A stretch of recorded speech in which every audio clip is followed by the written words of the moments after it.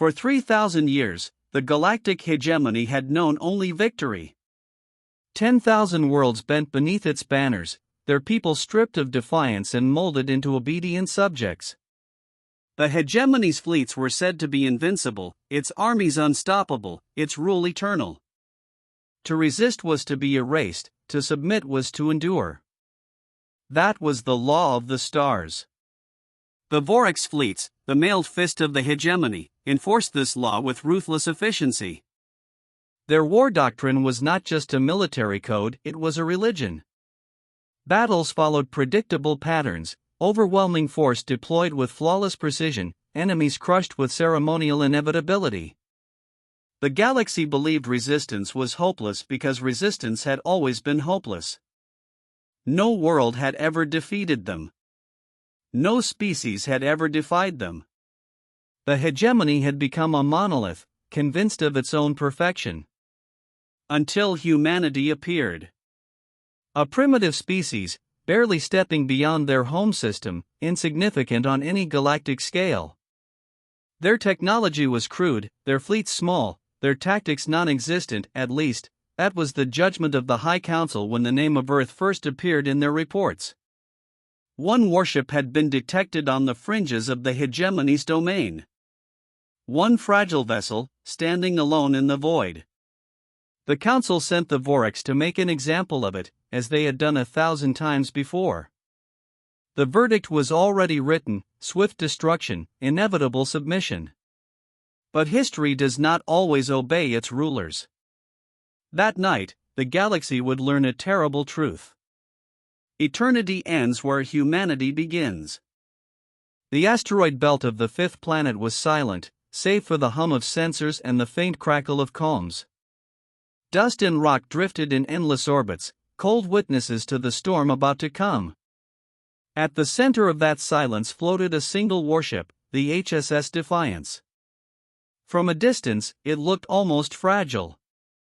Its armor plating bore the scars of old skirmishes, its profile lacked the sleek grandeur of hegemony cruisers, and its engines glowed with a muted, uneven burn.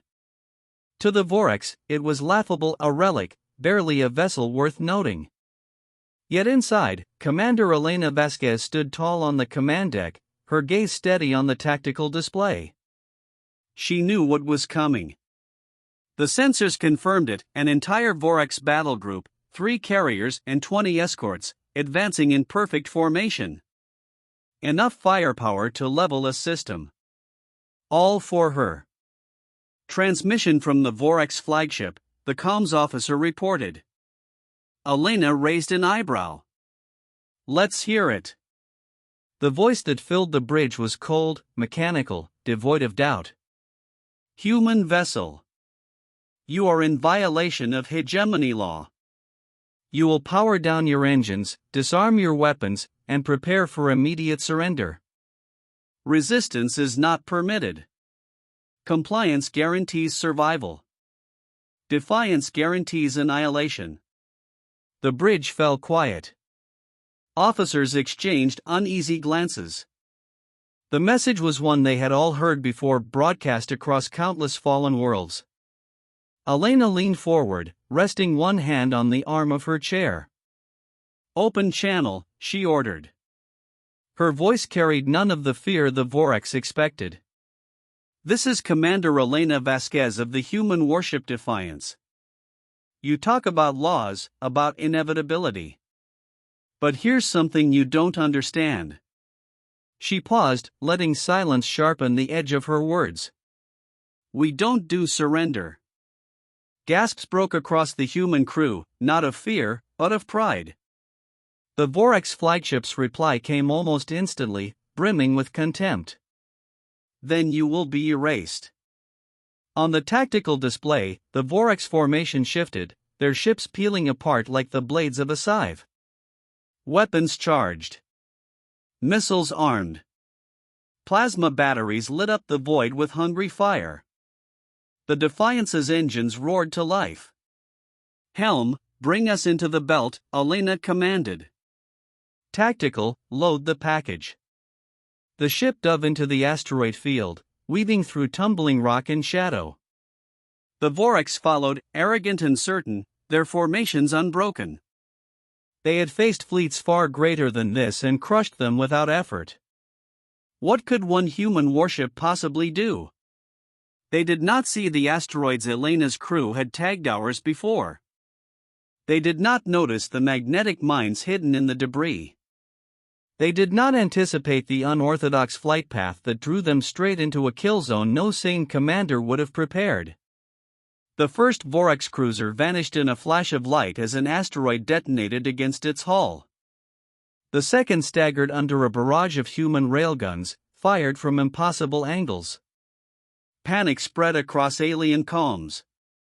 On the bridge of the Defiance, Elena allowed herself the smallest of smiles. The battle for the galaxy's soul had begun. The void lit up in chaos. Where the Vorax expected ritual precision, they found only confusion. Asteroids cracked and scattered as mines detonated in sudden bursts of white fire. Fragments punched through Vorax shields, shattering their perfect formation. The Defiance darted between shadows like a predator, its smaller size suddenly an advantage. Commander Elena Vasquez leaned over her tactical display, eyes scanning for weakness. She didn't need to defeat the entire fleet, not yet. She only needed to break the illusion. Target the carrier's escorts, she ordered. Isolate it. Make them bleed. Railguns boomed, their thunder absorbed by the void. Slugs ripped into a Vorax frigate's engines, leaving it spinning helplessly as flames vented from ruptured hull plating. Another cruiser blundered into a debris field, its shields flaring, then collapsing under the pounding barrage. The bridge of the Defiance vibrated with every shot, every maneuver. Yet amid the storm, the crew moved with uncanny calm. This wasn't panic. This was choreography. The Vorax, however, were unraveling. From the flagship's perspective, it was unthinkable, a lone primitive ship daring to stand against them, not fleeing but attacking. Their doctrine dictated overwhelming force, but overwhelming force meant nothing when the enemy refused to play the game by the rules. Human vessel, the Vorax commander's voice broke across open calms, no longer calm, now tinged with anger. Cease these meaningless strikes. You cannot alter your fate. Elena smirked. She signaled her comms officer. Patch me through. Her reply echoed across the void, carried to every Vorax ship. You've mistaken us for the rest of your subjects. We don't fight your wars, Commander. We fight our own. And here's the thing, her voice hardened, sharp as steel, we fight to win. At her signal, the Defiance unleashed its hidden card. From beneath its hull, a swarm of microdrones scattered into the asteroid field, each carrying explosives, each programmed to act with terrifying independence. They moved erratically, unpredictable, like hornets released into a nest. Vorax targeting systems struggled to lock onto them. Too small to track, too fast to hit. The swarm struck without warning.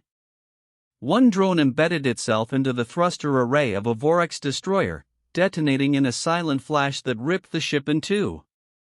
Another cluster swarmed a battleship's sensor array, blinding it before railgun fire from the Defiance carved through its exposed side. On alien channels, panic bled into every transmission. Orders overlapped, formations broke, discipline dissolved. The Vorax doctrine demanded unity, precision, but they could no longer hold either. Elena watched the chaos unfold, her expression unreadable. They're not used to fighting someone who thinks differently, she murmured. They expect chess. We're playing poker. Her crew laughed, tension releasing in short bursts. Pride shimmered on every face. They knew now, the impossible was possible. The Vorax flagship, however, was not ready to yield. Plasma batteries roared to life, casting blue fire across the belt. Massive energy beams lanced out, slicing through asteroids like paper. The Defiance shook violently as one beam grazed its shields, forcing the crew to cling to their stations. "Shields at 60%, the tactical officer shouted. "Helm, hard roll now." Elena barked. The ship spun, scraping past an asteroid so closely its hull rumbled from the impact. The maneuver carried them clear of the flagship's guns, but barely. Warning lights flooded the bridge. Elena steadied herself. The Defiance was battered, yes, but it was alive. The Vorax could not say the same. Half their escorts lay crippled or burning, their pristine formation shattered. The survivors scattered across the belt, no longer predators but prey, hunted by a single human warship. For the first time in 3 millennia, the Vorax tasted fear. And for the first time in 3 millennia, the galaxy realized that an empire could bleed. The Vorax regrouped as best they could, their once flawless formation now ragged and uneven. Damaged cruisers limped behind carriers, escorts circled nervously, and the flagship barked frantic orders into the chaos. On paper, the Vorax still held overwhelming numbers. But numbers meant nothing against an enemy they could not predict. Inside the Defiance, the crew braced for the next exchange. Elena Vasquez stood at the center of it all, calm as stone. She had seen the Vorax bleed. Now she would make them fear. "Comms," she said, her tone deceptively casual, "open a wideband channel. All fleets, all languages." The officer hesitated only a moment before nodding. "Channels open, Commander." Elena leaned forward. "Play it." A moment later, the void between stars filled with something no Vorax had ever heard, music. Drums thundered like the heartbeat of a giant. Guitars screamed with raw defiance. A human voice roared lyrics the aliens could not understand, but the meaning needed no translation: rage, triumph, rebellion.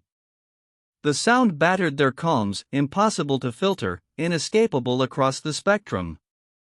To the Vorax, it was madness. No commander polluted battle channels. No fleet broadcast noise in the middle of war. Yet here it was, chaotic, primal, intoxicating.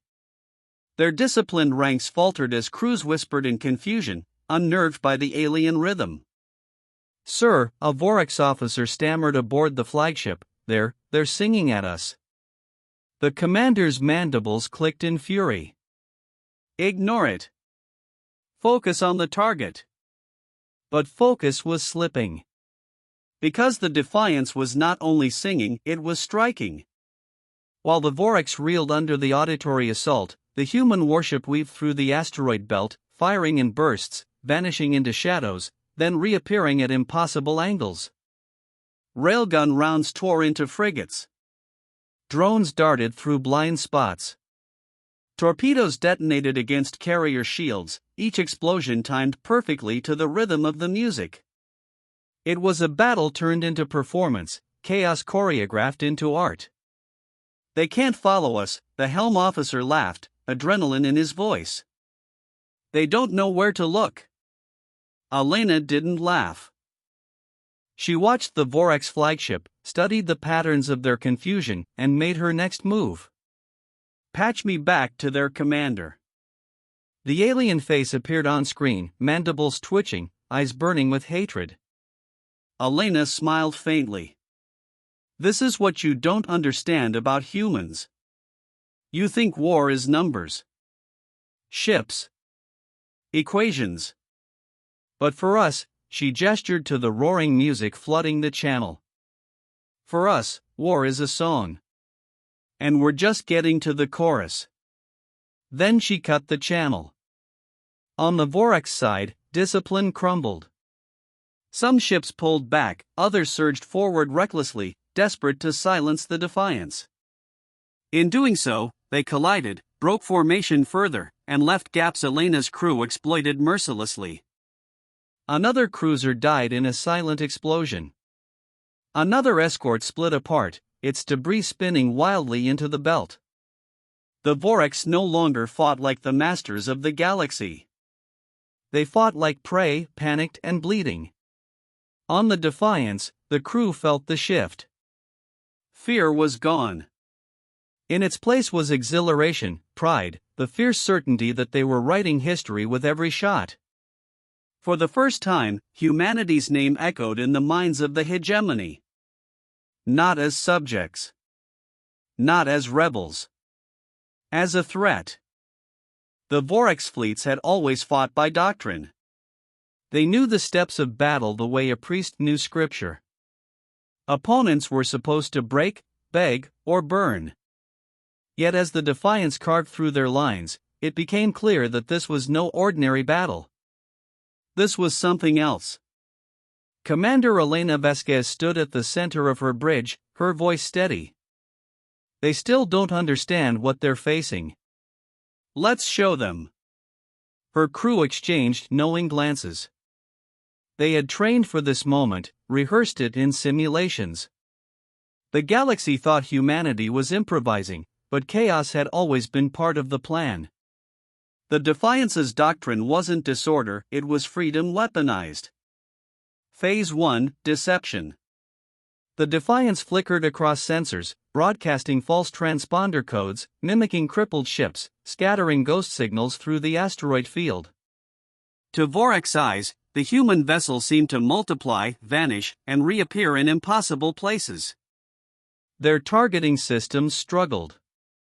Shots missed. Phase 2, Ambush. Hidden charges detonated at pre-selected points, asteroids splitting into lethal shrapnel storms. As Vorax ships scrambled to evade, the Defiance struck from behind cover, unleashing precision volleys that crippled escorts before vanishing once more. Phase 3, Adaptation. Vorax formation shifted to counter, spreading wider, covering angles. But each adjustment only opened new vulnerabilities. The Defiance shifted too, its drones reprogrammed mid-battle, its weapons cycling frequencies, its crew improvising maneuvers no Vorax commander could predict. What they saw as chaos was simply humanity's greatest strength, the ability to learn and change faster than any enemy. Phase 4, Swarm. From the Defiance's belly, modular craft burst forth, drones, shuttles, jury-rigged fighters. Individually weak, collectively overwhelming. They darted in coordinated waves, striking sensors, engines, and weapons arrays. Vorax scanners wasted fire on decoys, their mighty cannons roaring into empty space as the swarm gnawed at their vulnerabilities. Phase 5, Information War. And then came the final blow. The Defiance's AI, crude by hegemony standards, was nonetheless unshackled, unbound by the rigid programming the Vorax relied upon. It infiltrated communication bands, hijacked command signals, replayed false orders across the fleet. Some Vorax ships were told to retreat, others to fire on phantom enemies. Confusion bloomed. On their bridge, Elena watched the Empire unravel. They're tearing themselves apart, her tactical officer whispered in awe. Alien transmissions dissolved into shouting, contradiction, panic. Captains accused each other of treachery. Formations collapsed entirely. For the first time in their history, the Vorax fought against themselves. Elena allowed herself a grim smile. And that, she said quietly, is how you end an empire. Not with strength. Not with numbers. With fear. With doubt. With the knowledge that their order means nothing when chaos walks into the room. Outside, the battle raged on, but the outcome was already written. The Defiance had shown the galaxy something new, war as art, as theater, as Defiance itself. 5 phases. 5 lessons. And for the Vorax, 5 nails in the coffin of their invincibility. The battle was no longer a battle. It was a dissection. The Vorax fleets, once the iron hammer of the hegemony, now flailed in confusion. Cruisers fired blindly into the asteroid belt, striking only rock. Carriers launched fighters that never returned, swallowed by swarms of drones.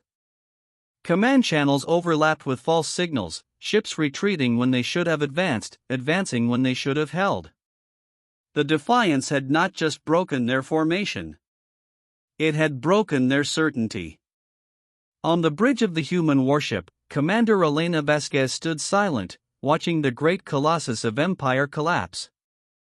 Her crew worked with practiced efficiency, but the truth was clear: victory no longer needed their guns. Victory was already blooming like wildfire inside the enemy's mind. The Vorax flagship broadcast one final order, its voice ragged with desperation: all ships, hold position. Regroup. The human vessel is damaged. We can still. The message cut off in static. The Defiance had sliced into their comms again, replacing alien commands with human music. Across the Vorax fleet, instead of orders, a voice thundered through the void, lyrics defiant, drums pounding, guitars shrieking like war cries. It was unbearable. Humiliating. Terrifying. For the first time in 3 millennia, Vorax ships broke rank not to regroup, but to flee. Some accelerated into deep space, abandoning their comrades.